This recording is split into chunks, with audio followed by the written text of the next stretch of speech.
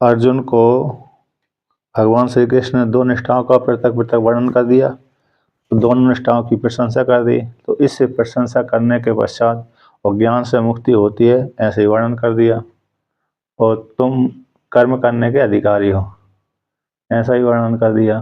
अच्छा, दो निष्ठाओं का पृथक पृथक वर्णन करने के पश्चात अर्जुन को ये संशय हो गई कि आप मेरे से ऐसे क्रूर कर्म में क्यों लगा रहे हैं, जबकि ज्ञान आपके मत के अनुसार ज्ञानी श्रेष्ठ है कर्मों की अपेक्षा, तो घोर कर्म में मेरे क्यों लगा रहे हैं।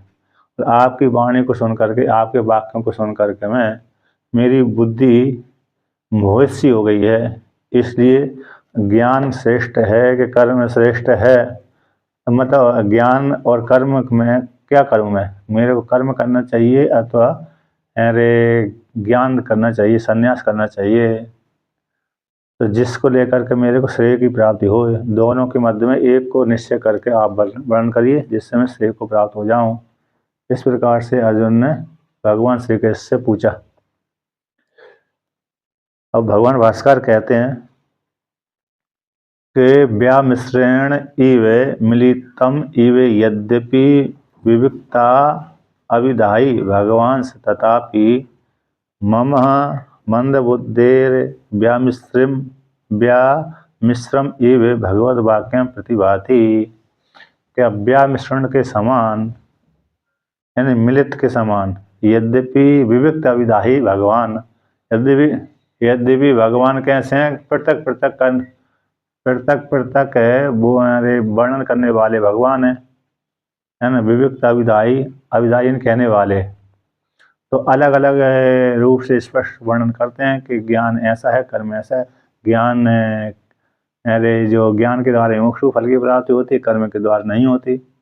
इस प्रकार से पृथक अविधायी कहने वाले होते हुए भी तथापि फिर भी मुझ अर्जुन को, मंद बुद्धि को व्यामिश्रम इव भगवत वाक्यम प्रतिभाति, तो भगवान के वाक्य कैसे लग रहे हैं, मिश्रण के समान लग रहे हैं, भाषित हो रहे हैं। तत्तेन मम बुद्धि मोहिशी, इसलिए मेरी बुद्धि कैसी है, मोहिशी हो गई है, निर्णय नहीं कर पा रही, ये करना चाहिए कि नहीं करना चाहिए। तो मम बुद्धि तेन मम बुद्धि मोहिशी, मम बुद्धि व्यामोहे अपनाए ही प्रवृत्तस्तम तो कथम मोहसी अतो विभ्रीमी बुद्धि मोहे ऐसी में मम इति।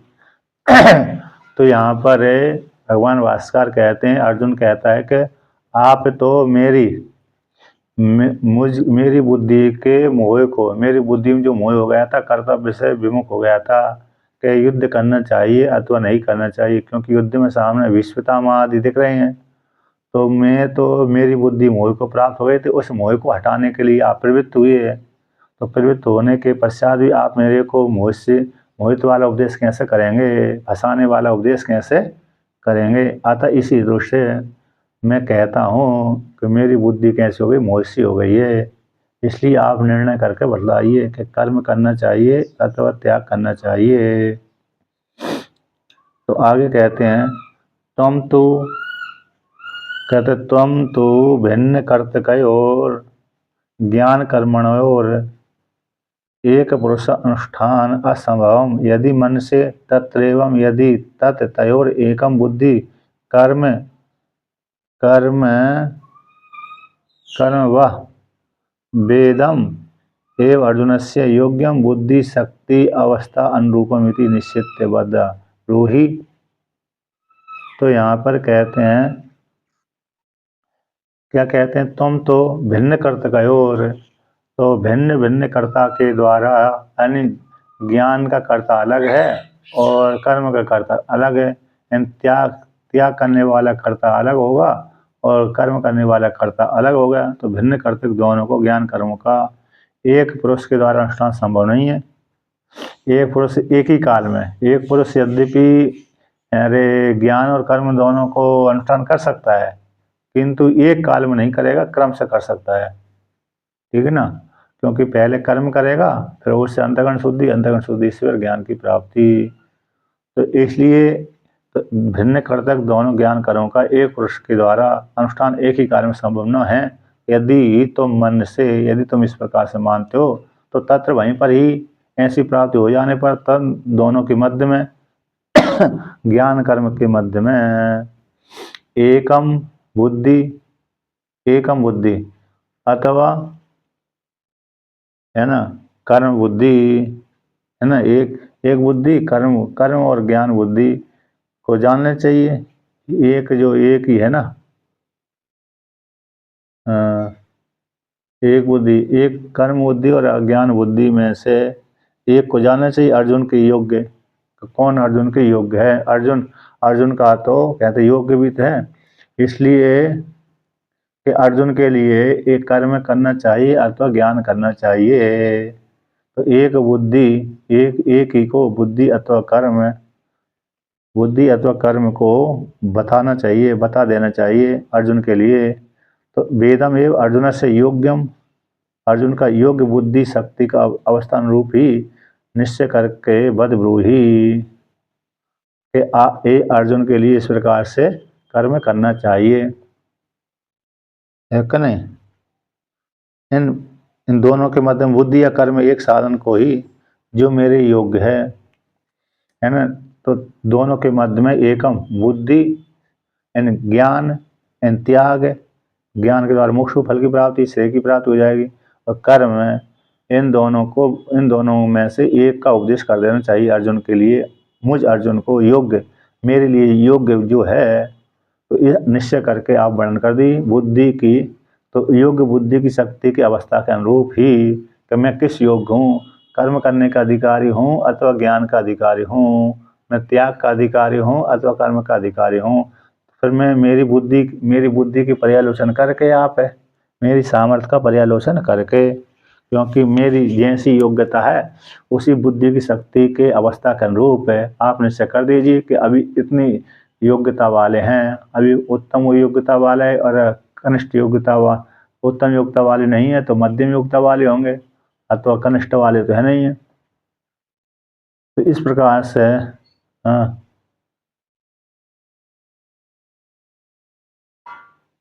नहीं तो ज्ञान के द्वारा ही तो मोक्ष प्राप्त होगा। मोक्ष कर्म निष्काम कर्म से ही अंतःकरण की शुद्धि होती है। तो यहाँ पर अर्जुन का कहना है कि मेरी बुद्धि की योग्यता को देख करके आप निश्चय करके बतला दीजिए कि तुम्हारे लिए एक ज्ञान श्रेष्ठ है, संन्यास ज्ञान के द्वारा मोक्ष फल की प्राप्ति होगी, इसलिए कर्म का त्याग, और दूसरा अथवा कर्म तुम्हारे लिए तो कौन योग्य है? तो मुझ योग्य मेरे लिए मेरी बुद्धि की शक्ति के अनुसार है, शक्ति जैसे मैं उसको धारण कर सकूं उसी के अनुसार आप निश्चय करके वर्णन कर दीजिए। इस प्रकार से तो दोनों साधनों के मध्य में से एक साधन को उपदेश कर दीजिए, अपने द्वारा निर्णय करके कि मेरे को क्या करना है।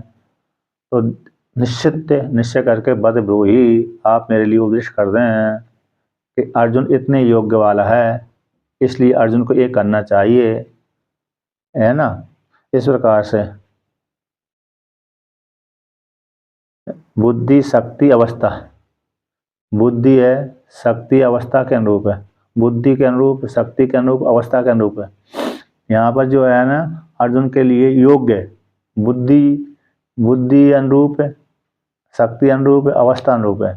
यहाँ पर 3 वाक्यों को कर लिया, बुद्धि शक्ति अवस्था के अनुरूप। जैसी मेरा ज्ञान है, जैसी मेरी सामर्थ्य है, जैसी मेरी अवस्था है, जैसा मेरा ज्ञान है यानी बुद्धि की सोचने की शक्ति है, और जैसी मेरी सामर्थ्य है शरीर में कैसी जाऊँ, और जैसी मेरी अवस्था है उसके अनुसार ही आप देख करके मुझ अर्जुन के लिए योग्य निश्चय करके कि तुम्हारे लिए एक कर्तव्य है, एक ज्ञान कर्तव्य है अथवा कर्म कर्तव्य है, तुम इस मार्ग में जाइए, एक करिए ऐसे निश्चय करके आप मेरे लिए उपदेश कर दीजिए। क्योंकि मेरी तो बुद्धि कार्य करना बंद कर दिया। अरे अस्य क्षत्रियस्य, टीका में कैसे अस्य क्षत्रियस्य सतो अंतःकरणस्य देह शक्तेः स्मर समरस समरसम आरंभ अवस्थाया च च इदम एव ज्ञानम कर्म व अनुगुण्यम निर्धारे ब्रूहि। 1 2 3 4 5 छठी पंक्ति है। इस क्षत्रिय का, यानी किस क्षत्रिय के? अर्जुन रूप क्षत्रिय के जो विद्वान है, उस क्षत्रिय के अंतःकरण की जो शक्ति है, विद्यमान अर्जुन की जो शक्ति है, अर्जुन के अंतःकरण की जो शक्ति है, बुद्धि की सामर्थ्य, देह शक्ति, अंतःकरण की शक्ति और देह शक्ति है ना, इसमें जो बुद्धि शक्ति अवस्थान रूप है ना, उसी को है कि जो अर्जुन है, उस अर्जुन के लिए अंतःकरण की शक्ति का, देह शक्ति की, अंतःकरण में योग्यता, ज्ञान की योग्यता कितनी है, ये कितना समझ सकता है, कितना समझ सकता है। और कहते दूसरा देह शक्ति, तो देह शक्ति मतलब किस प्रकार से अरे शरीर में सामर्थ्य इतना अनुष्ठान कर सकता है। और फिर स्मर समरस समरसम समरसम आरंभ अवस्था, तो समान रूप से आरंभ अवस्था इस प्रकार से कर सकता है। देह की इस प्रकार सामर्थ्य के अनुसार, शरीर की सामर्थ्य के अनुसार इस प्रकार से वो आरंभ कर सकता है। यानी शरीर की अवस्था इतने 40 वर्ष 20 वर्ष का है, ये 40 वर्ष का है, ये 50 वर्ष का है, 100 वर्ष का है, तो 40 वर्ष वाला ऐसा कार्य कर सकता है, 20 वर्ष वाला ऐसा कार्य कर सकता है, 100 वर्ष वाला ऐसा कार्य कर सकता है। तो उस अवस्था के अनुरूप ही मैं जिस क्षेत्र में खड़ा हुआ हूँ उसी प्रकार से, तो इस प्रकार से ज्ञान कर्म के अनुगुण, ज्ञान और कर्म के अनुरूप ही निर्धारण करके आप मेरे लिए उपदेश कर दीजिए कि तुम्हारे लिए एक कार्य करना है। तो इस प्रकार से अर्जुन ने कहा कि जिससे ऐसा निश्चय करके एक इन दोनों में से तो श्रोता में सुन करके कि ज्ञान और कर्म को सुन करके श्रोता को श्रेय की प्राप्ति हो जाएगी। दोनों में से एक निश्चय करके वर्णन कर देंगे तो उसी मार्ग में प्रवृत्त हो जाऊंगा, और प्रवृत्त हो गया तो फिर मेरे कल्याण रूप फल की प्राप्ति हो जाएगी। तो इस प्रकार से तो कहते हैं येन ज्ञानेन कर्मणेन व अंतरेण से हम आपनुयाम एन प्राप्नुयाम। आप निश्चय करके वर्णन कर देंगे कि मेरी बुद्धि की सामर्थ्य के अनुसार, शक्ति की सामर्थ्य के अनुसार और अवस्था के अनुरूप जब निश्चय करके वर्णन कर दें कि तुमको ये कार्य करना है, उस सुर को सुन करके, उस साधन को सुन करके ज्ञान के द्वारा अथवा कर्म के द्वारा, इन दोनों के मध्य में से एक के द्वारा मैं श्रेय को प्राप्त हो जाऊं, कल्याण का भागी हो जाऊं। तो इस प्रकार से वो अर्जुन ने कहा यदि ही कर्मनिष्ठायाम गुणभूतम अपि ज्ञानम भगवता उक्तम तो स्यात् तत् कथम तयोरेकम वद इति एक विषय एव अर्जुनस्य श्रूषा स्यात्। कहते ये क्योंकि यदि कर्मनिष्ठा में ही गुणभूत कर्म को कर्मनिष्ठा प्रदान कर दी और ज्ञान कैसे गौण कर दिया, तो ऐसा भगवान के द्वारा यदि अर्जुन के लिए उपदेश करते, भगवता उत्तम भगवान के द्वारा कहा गया होता, यानी ज्ञान को पीछे रख लीजिए और कर्म को आगे रख लीजिए। जैसे व्यक्ति कर्म करता है ना, जब कार्य क्षेत्र में प्रवृत्त होता है तो पहले तो समझ जाता है, जैसे किसान खेती करता है तो इस प्रकार से फसल तैयार करना है, खेत जोतना है, तो पहले उसने मन में बैठ गया, तो उसी प्रकार से क्या करता है, योजना बना करके फिर कार्य करता है। तो कार्य जब करता है तो कार्य में प्रदान हो गया, ज्ञान वहाँ पर पीछे समझ लिया था, उसी ज्ञान के अनुसार चलता है। तो ज्ञान को कर्म गौण बना लीजिए और कर्म को प्रदान कर लीजिए। इन कर्म करता रहता है पर ज्ञान कम करता है। तो इस प्रकार से अर्थात ज़्यादा आदर नहीं देता, ज्ञान में ज़्यादा आदर नहीं देता, यानी मैं ब्रह्म हूँ इस प्रकार इसमें ज़्यादा आदर नहीं देता। एक बार कर लेता है, 2 बार कर लेता है, यानी ज़्यादा चिंतन नहीं करता है, कर्म ज़्यादा करता है। तो कहते हैं उसी लेकिन एक ही काल में करता है।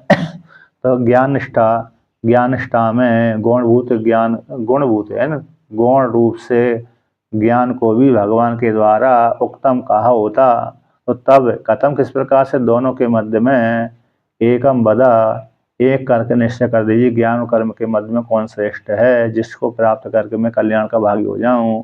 ऐसे एक विषय अर्जुन निश्चय एक को विषय करने वाला यानी ज्ञान को विषय करने वाला अथवा कर्म को विषय करने वाला अर्जुन की सुशेषा सुनने की इच्छा नहीं हो सकती, सुनने की इच्छा का प्रश्न उत्पन्न नहीं हो सकता था यदि भगवान ने ज्ञान को गौण करके कर्म का प्रधान बोल दिया होता तो भाई तो अर्जुन दोनों को करता, कर्म भी करता और ज्ञान भी करता, किंतु भगवान ने दोनों को अलग अलग वर्णन किया है।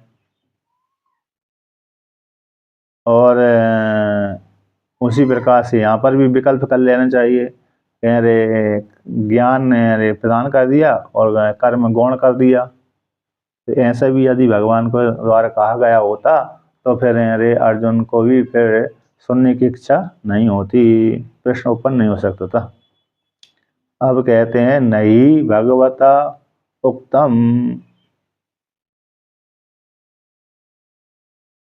यहाँ पर क्या किया है, वो भय प्राप्ति संभव न होने से आत्मा यानी अपने मन मान अर्जुन का अंतर विशेष रूप से भविष्य थी।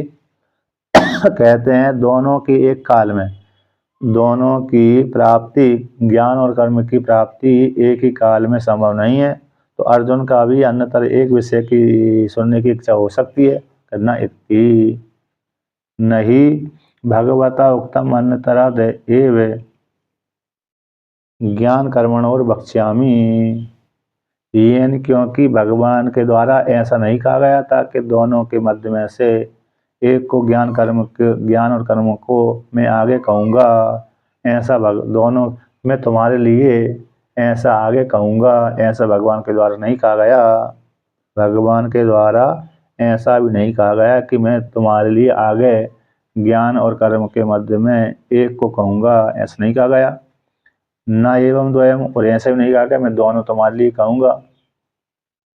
जैन एन वह प्राप्ति असंभव आत्मनो मन माना एकम एव प्रार्थते, जिससे वह की प्राप्ति संभव नहीं है, इसलिए अपने आप को इस प्रकार से जानता हुआ ऐसा मानता हुआ अर्जुन तो दोनों मान करके एकम प्रार्थित एक की प्रार्थना करता है, जिससे प्रश्न उत्पन्न हो जाएगा। ऐसा नहीं है, अर्थात भगवान ने दोनों में से एक के साधन को मैं आगे बतलाऊंगा।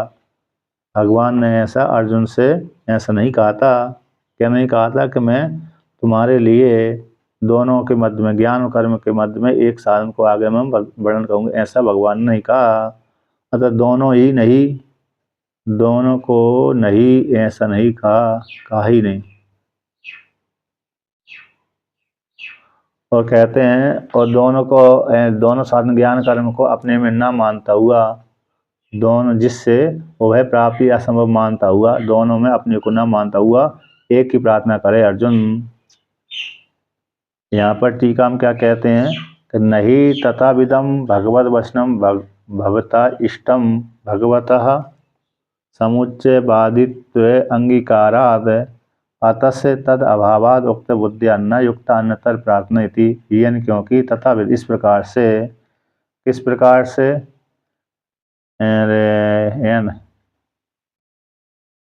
नीचे कहते हैं उस प्रकार से भगवान का वचन आपके द्वारा इष्ट नहीं है। भगवान का वचन कहने एक को गौण एक को प्रधान ज्ञान कर्म को, तो इसलिए यहाँ पर एक को भगवान के द्वारा ऐसा आगे वर्णन नहीं किया गया था कि आगे तुमको ज्ञान कर्म के मध्य में से एक को मैं उपदेश करूँगा, ऐसा नहीं कहा गया था।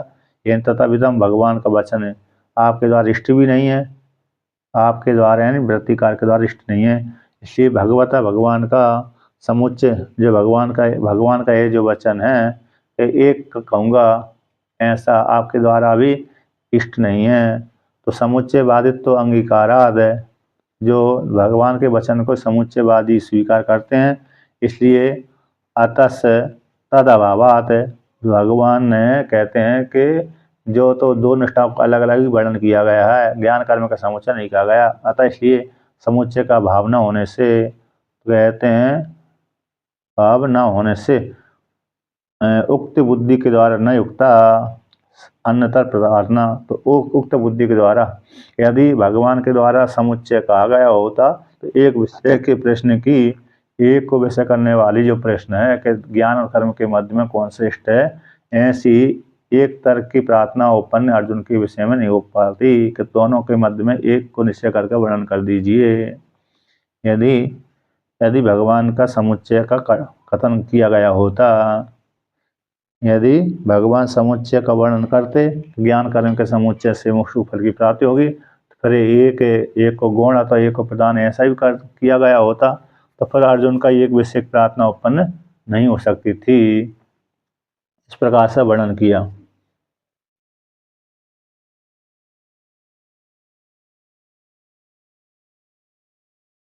अब आगे वर्णन करते हैं कि प्रश्न अनुरूपम ही प्रतिवचनम, प्रश्न के अनुरूप ही उत्तर दिया जाता है। अब अर्जुन ने दूसरे प्रकार का प्रश्न किया और उत्तर भगवान ने दूसरे प्रकार दिया, ऐसा तो नहीं होता। समुच्चय विरोधी रूप से प्रश्न की व्याख्या करके तद विरोधित रूप से प्रतिवचन को ही वर्णन करते हैं। क्या कहते हैं कि जैसे अर्जुन ने प्रश्न किया, भगवान ने उसी प्रकार से उत्तर दिया। प्रश्न के अनुरूप ही प्रतिवचन दिया जाता है, प्रश्न के विपरीत उत्तर नहीं दिया जाता। तो श्री भगवान वाचा लोकेस्मिन् द्विधा निष्ठा पुरा प्रोक्ता मया नघ।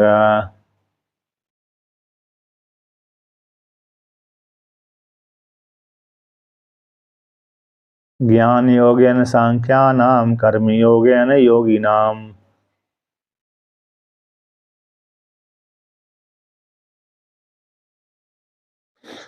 तो यहाँ पर कहते हैं अस्मिन लोके, इस लोक में, विव्यार भूमि में, है ना। तो इस लोक में, इस अस्मिन लोक में, विव्यार भूमि में द्विविधा, दो प्रकार के त्रिवर्णों के लिए, है ना। त्रिवर्ण तो जो कर्म करने के अधिकारी हैं, तो उनके लिए यहाँ पर, इसलिए इस श्लोक में ये विव्यार भूमि में त्रिवर्ण के लिए, जिनका उपनयन संस्कार हुआ उनके लिए, जो अपने को अधिकारी मानते हैं उनके लिए, अस्मिन इस श्लोक में द्विधा यानी दो प्रकार की निष्ठा, पूरा मैंने, मम यानी मेरे द्वारा, हे अनग पूरा प्रोक्ता कही गई है, पुराण पूर्व काल में प्रोक्ता कही गई थी मेरे द्वारा। अनग यानी पाप से, अग यानी पाप, पाप से रहे थे अर्जुन। इस संसार में त्रिवर्णों के लिए वेद में, त्रिवर्णों के लिए वेद में, शास्त्र में, है ना, वेद में शास्त्र में मेरे द्वारा दो प्रकार की निष्ठा पहले वर्णन की गई थी, वेद में कही गई है वो। और वही फिर स्मृतिकारों ने स्मृति में वर्णन कर दिया, वेद में जो दो निष्ठाओं का वर्णन किया है उसी को स्मृतिकार ने वर्णन कर दिया। मनुस्मृति है, अन्य अन्य स्मृतियाँ हैं। ज्ञान योग यानी सांख्या नाम, कर्म योग यानी योगी नाम। कौन सी है वो दो निष्ठा? तो ज्ञान सांख्यों के लिए ज्ञान योग के द्वारा, ज्ञान ही योगी थी, ज्ञान योग है। तो वे ज्ञान योग किसके लिए? सांख्यों के लिए, सन्यासियों के लिए, त्यागियों के लिए है। और कर्म ये योगी थी, कर्मयोग, कर्म ही योग है, उसको कर्मयोग, उस कर्मयोग के द्वारा योगियों के लिए योग निष्ठा का वर्णन कर दिया, कर्मयोग निष्ठा का वर्णन कर दिया। ज्ञानयोग के माध्यम से ज्ञान निष्ठा सन्यासियों के लिए वर्णन कर दिया, कर्मयोग के माध्यम से कर्मयोग निष्ठा योगियों के लिए वर्णन कर दिया, कर्मियों के लिए कर दिया, जो निष्काम कर्म करते हैं उनके लिए। तो अलग अलग अधिकारी के लिए दो प्रकार की त्रिवर्णकों के लिए ये दो निष्ठाओं का वर्णन मैंने पूर्व काल में वर्णन कर दिया था। तो कहते हैं, अब भगवान भास्कर कहते हैं,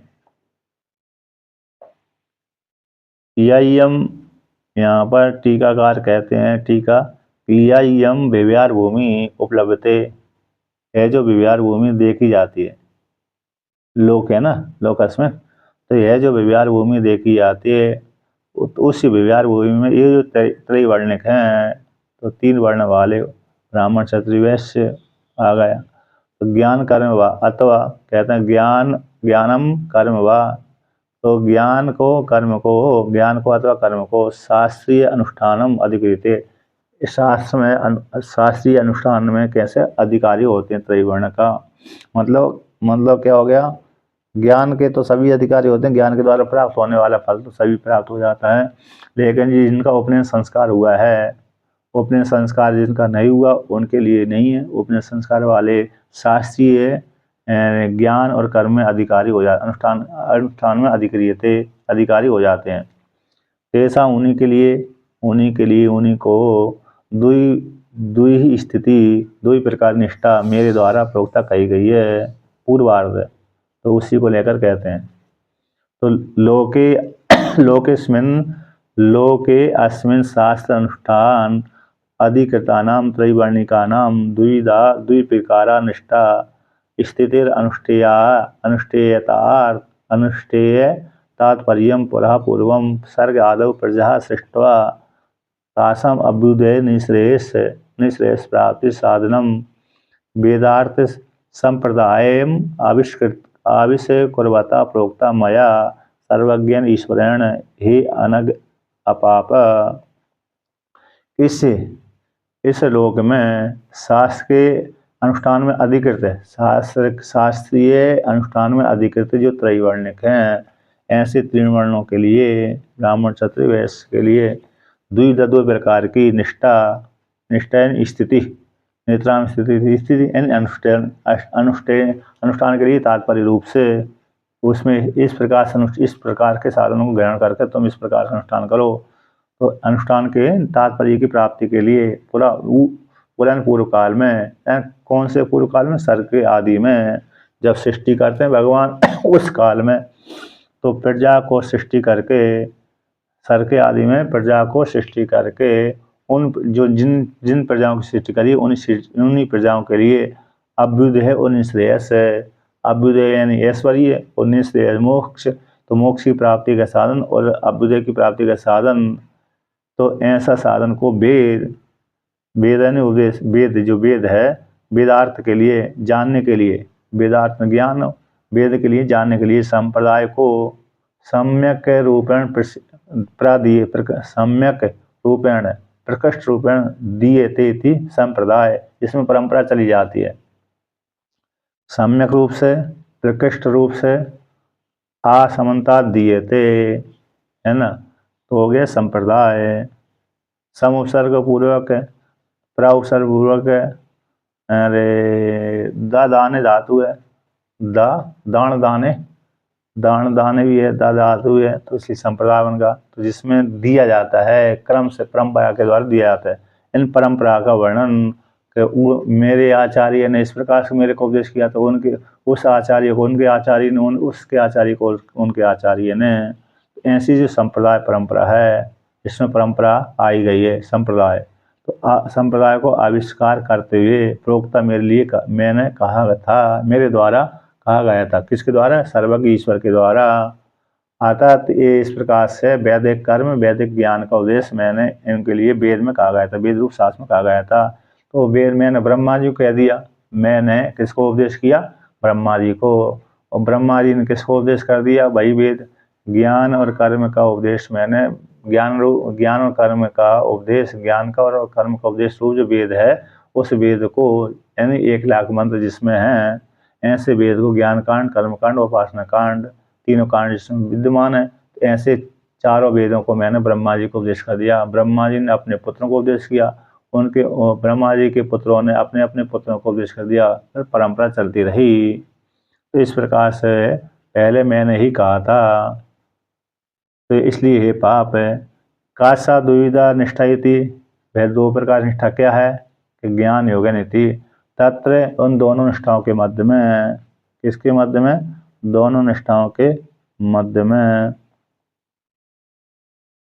कहते हैं ज्ञान योगेन ज्ञानम एव योगम ज्ञानम एव योगस्य तेन सांख्यानाम इन आत्मा अनात्म विषय विवेक ज्ञानवताम ब्रह्मचर्य आश्रमाद एव कृत संन्यासानाम वेदांत विज्ञान सुनिश्चितार्थानाम परम हंस परिव्राजकानाम ब्रह्मणि एव अवस्थितानाम निष्ठा प्रोक्ता।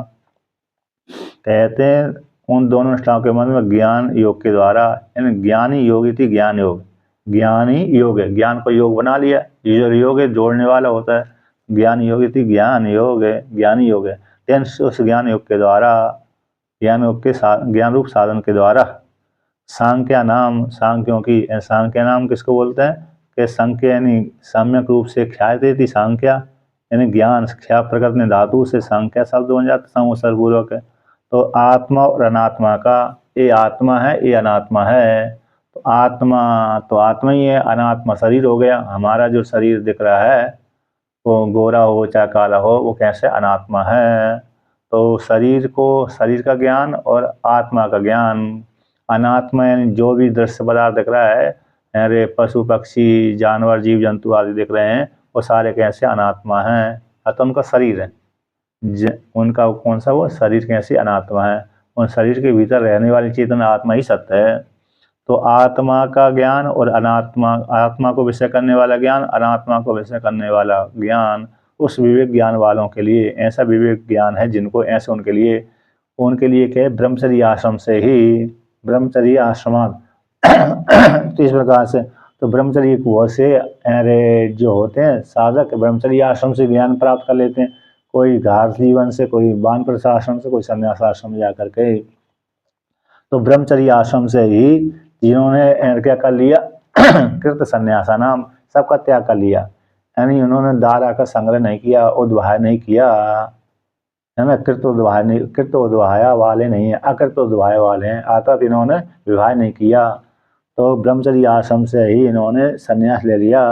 इन्हें संन्यास लेने वालों के लिए, अर्थात फिर संन्यास ले लिया तो फिर क्या करे, उसके लिए फिर एक ही कर्तव्य है, वेदांत विज्ञान सुनिश्चितार्था संन्यास योगात यतया सत्ता ते ब्रह्मलोके से प्रांत काले परामृता परिमुच्यन्ति सर्वे, ये श्रुति आती है। उसमें वेदांत विज्ञान सुनिश्चितार्था, वेदांत है, वेदों का अंतिम भाग जो वेदांत बोलते हैं, वेदों का अंतिम भाग कौन है, वेदांत।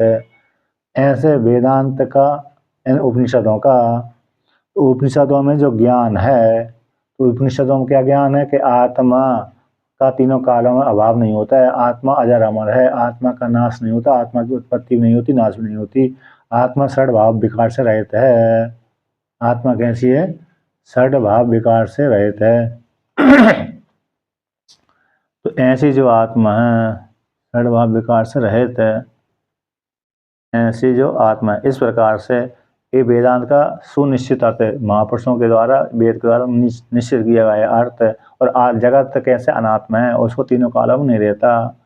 ऐसी निष्ठा जिनकी है उसमें, ऐसी परमहंस परिवाज का नाम, जो परमहंस परिवराजक हैं, परमहंस है, आत्मा में स्थित रहने वाले, परिवर्जन स्वभाव वाले, है ना। हंस किस ऐसे, हंस है ना, हंस यानी ज्ञान, सोहम, हंस यानी सोहम भी होता है। तो हंस यानी ईश्वर है, परमात्मा परमहंस है। जैसे हंस अकेला चलता है ना, हंस कैसे अकेला, हंस। तो सार परमहंस शब्द का दूसरा भी है, जैसे हंस सार ग्रहण करता है। हंस कैसा है, सार ग्रहण कर लेता है, असार को त्याग देता है और सार को ग्रहण कर लेता है। जैसे दूध, जल अरे जल में पानी, जल में दूध डाल दिया, अब उसको दूध पीना है, तो दूध पीना है तो दूध को पान कर लेगा और जल को त्याग देगा, क्योंकि उसके जिब्बा में ऐसा कोई लार लेती है। जैसे हम गर्म दूध करेंगे तो गर्म दूध में यदि हमने कोई वो डाल दिया, खटास डाल दी, इमली आदि डाल दी, तो इमली आदि डाल देने से वो दूध फट जाता है ना। दही डाल दिया, गर्म दूध में दही डाल देने से दूध भी फट जाएगा, छेना बन जाएगा। तो जिस प्रकार से गर्म दूध में तपते पैसी दधी माना या ऐसा कहा था, तपते गर्म दूध में दधी को डाल दो छेना बनाने के लिए, तो दूध फट जाता है, छेना हो जाता है। मतलब आमिक्षा और बाजिन, संस्कृत में नाम है उनके, आमिक्षा और बाजिन। बाजिन यानी जल और आमिक्षा यानी जो मोटा ठोस पदार्थ है, जिसको छेना बोलते हैं, अलग अलग हो जाता है। उसी प्रकार से ऐसी जो उसमें क्षारीय अम्लीय रस होता है किसमें, जिब्बा में अंश के, तो वो दूध पानी वाले दूध को पिएगा तो उसमें उसके जिब्बा के स्पर्श से ही उसका दूध फट जाएगा। तो दूध फट गया तो फिर पानी छोड़ देगा, अलग दूध, कैसा दूध पानी को छोड़ देगा, तो दूध खा लेगा, पी लेगा, मोटा खा लेगा आमिक्षा वाला, और जल को छोड़ देगा।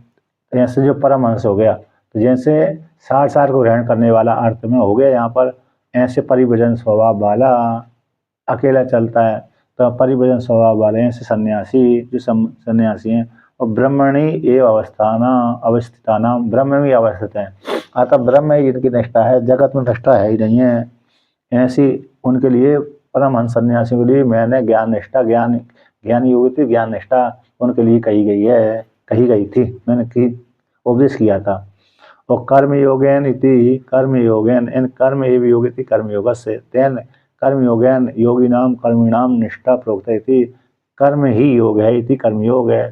तेन उस कर्मयोग के द्वारा, कर्मयोग साधन के द्वारा योगियों को, इन कर्मियों को योगी हैं कर्मियों के लिए निष्ठा प्रोक्ता कि तुम इस प्रकार कर्म करके अभ्युदय को प्राप्त कर सकते हैं, और ज्ञान के द्वारा तुम मोक्ष फल को प्राप्त कर सकते हैं। ज्ञान के द्वारा मोक्ष फल की प्राप्ति, और कर्म के द्वारा अभ्युदय यानी ब्रह्मलोक पर्यंत के ऐश्वर्य की प्राप्ति। कर्म करके व्यक्ति ब्रह्मलोक पर्यंत के ऐश्वर्य रूप फल की प्राप्ति कर लेता है, क्योंकि रास हुई यज्ञ का फल है, यानी कहाँ तक ब्रह्मलोक फल की प्राप्ति करा देता है। लेकिन इसके ऊपर उपासना से अन्य क्या बन जाते हैं, हिरण्यगर्भ आदि फल की प्राप्ति हो जाती है, ब्रह्मा जी की प्राप्ति हो जाती है। इस प्रकार से ऐसा वर्णन किया। तो दोनों निष्ठाओं के द्वारा अलग अलग मैंने उपदेश किया था त्रिवर्णों के लिए। जो जैसा अधिकारी है उसी निष्ठा को प्राप्त करके उसी में आरूढ़ हो जाए, तो उसे आरूढ़ होकर के उस प्रकार से अपने मोक्ष अथवा अभ्युदय को प्राप्त कर लेगा। और जो नहीं, दोनों निष्ठा को प्राप्त नहीं करता तो उसको सुख आदि की प्राप्ति नहीं हो पाती। यदि च एकेन पुरुषेण एकस्मै पुरुषार्थाय ज्ञानम कर्म च समुच्चित्ते अनुष्ठेयम भगवता इष्टमुक्तम वक्ष्यमाणम वा गीतासु वेदेषु च उक्तम कथम या अर्जुनाय उपसन्नाय निष्प्रियाय विशिष्ट भिन्न पुरुष कर्तृकर्ते ये विज्ञान कर्मनिष्ठे ब्रूयात। क्योंकि यदि एक ही पुरुष के द्वारा एक ही काल में एक पुरुष के लिए ही एक के द्वारा, यदि यानी क्योंकि एक ही पुरुष के द्वारा एक के लिए एक देवदत्त दूसरे यज्ञदत्त को उपदेश करता है, एक पुरुष के द्वारा और एक पुरुष के लिए ज्ञान और कर्म का समुच्चय करके अनुष्ठेय भगवान के द्वारा कहा गया होता और भगवान को इष्ट होता, भगवान के द्वारा कहा गया होता और भगवान के द्वारा इष्ट होता, भगवान के द्वारा इष्टोक्तम कहा गया होता तो वक्ष्यमाण अथवा आगे कहा जाएगा ऐसा हुआ होता तो। क्योंकि अभी तो तीसरा अध्याय चल रहा है, चौथे अध्याय में, पांचवें अध्याय में, छठे 18वें अध्याय तक है। ऐसा समुच्चय करके अनुष्ठेय भगवान के अनुष्ठेय है ऐसा भगवान के द्वारा कहा गया होता, अथवा वक्ष्यमाण आगे कहा जाने वाला होता तो संपूर्ण गीता में, गीता में अथवा वेदों में, गीता में, संपूर्ण गीता शास्त्र में और संपूर्ण वेदों में उत्तम होता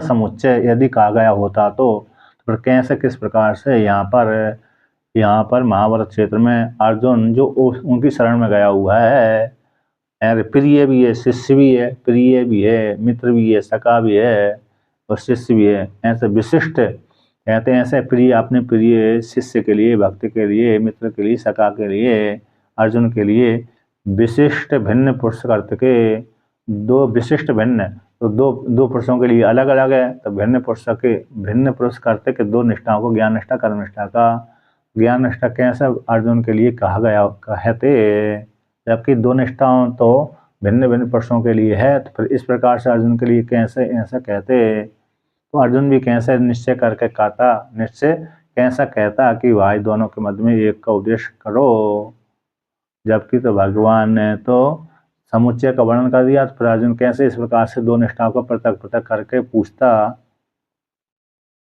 इस प्रकार से। तो इसलिए तो शरण में आए हुए उस प्रिय अर्जुन के लिए विशिष्ट भिन्न पुरुष करते के दो निष्ठाओं का, ज्ञान कर्म निष्ठाओं को कैसे कहते भगवान, खत्म किस प्रकार से ब्रूयात कह दिया होता।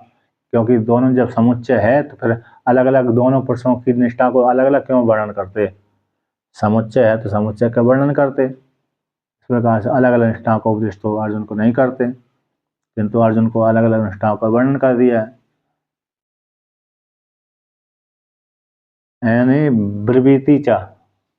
ब्रवीति चा भिन्न पुरुष, जो भिन्न पुरुषों के लिए दो निष्ठाओं का वर्णन किया अलग अलग। तो निष्ठा तो है जिसके द्वारा समुच्चय यदि भगवान को अभिष्ट होता है साहस का अर्थ है, तो इसलिए तो यहाँ भिन्न पृथक दो निष्ठाओं का वर्णन किया है। जैसे इसलिए समुच्चय भगवान के द्वारा भगवत अभिष्ट भगवान के द्वारा कहा गया अभिष्ट साहस का अर्थ न भवती।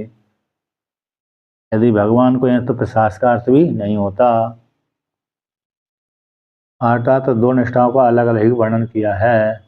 ऐसे दो निष्ठाओं का अलग अलग ही वर्णन किया है। एक ही पुरुष के लिए एक ही काल में नहीं कहा गया। और अर्जुन भी पूछने के लिए प्रवृत्त हुआ है, इसलिए फिर जब एक ही समुच्चय भगवान को अभिष्ट होता तो फिर अर्जुन के लिए दो निष्ठाओं का उपदेश भी नहीं करते। भिन्न भिन्न कर्तव्य के लिए जो दो निष्ठाओं का वर्णन किया है वो भी अर्जुन के लिए उपदेश नहीं करते।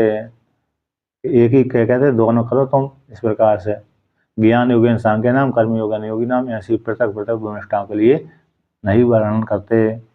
यदि पुनर्र्जुनो ज्ञानम कर्म च द्वयं श्रुत्वा स्वयमेव अनुष्ठाय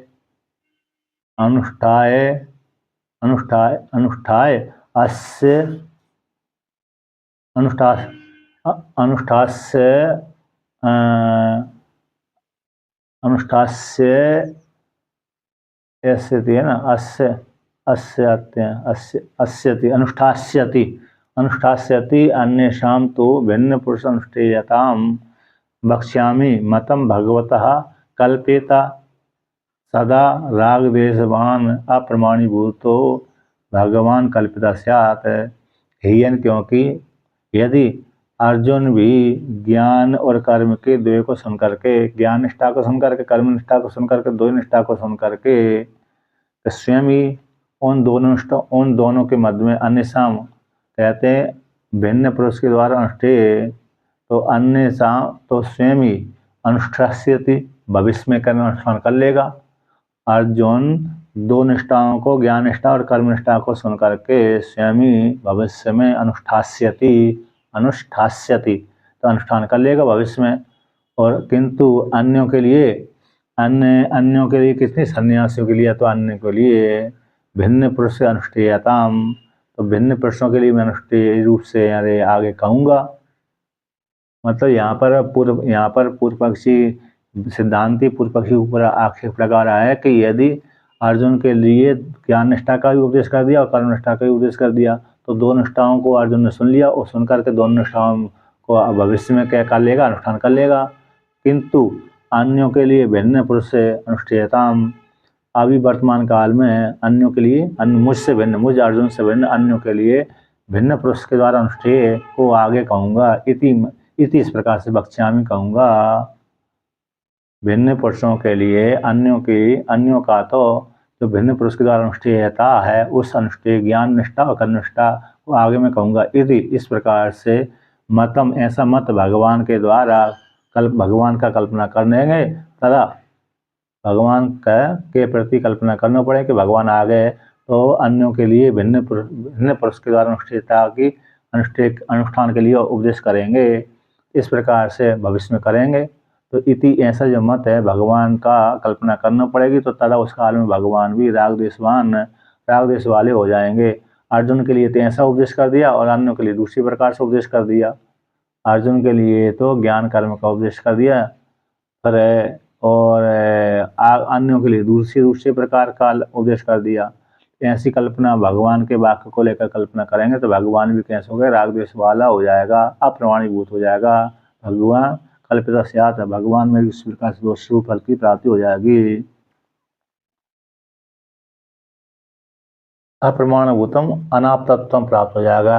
अप्रमाणीभूत का अर्थ हो जाता है अनाप्तत्वम, अनाप्त की प्राप्ति हो जाएगी, यानी आपका तो धर्म उसमें नहीं रहेगा। यानी भगवान की वाणी को हर कोई विश्वास करता है, अन्य व्यक्तियों की वाणी के ऊपर तो हर कोई विश्वास नहीं करता है। जो आप तो पुरुष होता है उसी की वाणी के ऊपर विश्वास किया जाता है। जो मस्करी लगाता रहता है उसके ऊपर कोई भी विश्वास नहीं करता। तो इसलिए तो भगवान ने कहते हैं अर्जुन के लिए ज्ञान कर्म की निष्ठा का दोष सुन लिया, उपदेश कर लिया, अर्जुन ने सुन भी लिया, उसमें भविष्य अनुष्ठान कर लेगा। किंतु अभी वर्तमान काल में अन्यों के लिए भिन्न पुरुष के द्वारा अनुष्ठिता को भगवान आगे कहेंगे। इति ऐसा मत, भगवान के वाणी को निकालेंगे तो भगवान भी ऐसी कल्पना करना पड़ेगी भगवान के वाणी को लेकर के भगवान ने इस प्रकार से कहा तो भगवान भी राग द्वेष वाले हो जाएंगे, अप्रमाणीभूत हो जाएंगे। इसलिए तच्चायुक्तम वो ठीक नहीं है, भगवान अप्रमाणीभूत हो जाए ऐसा ठीक नहीं है। न च भगवतो राग द्वेषवादी राग द्वेष मत्वेन, कहते न च भगवतो राग द्वेषादि मत्वेन, भगवान राग द्वेष वाले नहीं है, अनाप तत्व धर्म वाले युक्त नहीं है भगवान को मानना।